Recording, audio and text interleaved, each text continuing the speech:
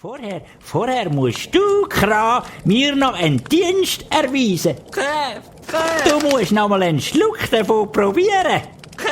Pfui, ich mach das nicht einmal. Du musst probieren und mir dann sagen, ob der Trank auch genug fest süß ist. Gab's noch? Sicher nicht. Aber sicher schon.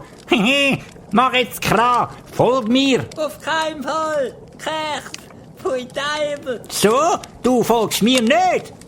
Dann tue ich dich jetzt verzaubern, sodass du alles machst, was ich dir befehle.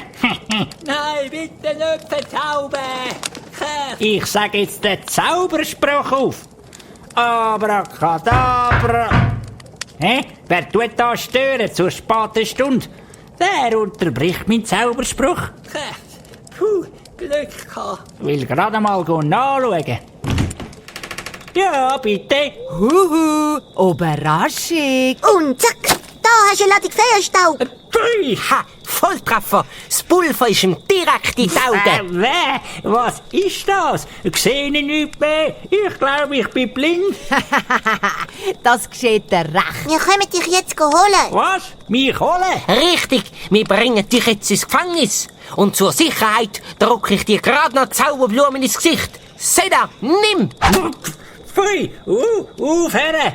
Nimm mir das Strüpp aus dem Maul! Jetzt hat sich's ausgezaubert, du Tierquäler. Keks.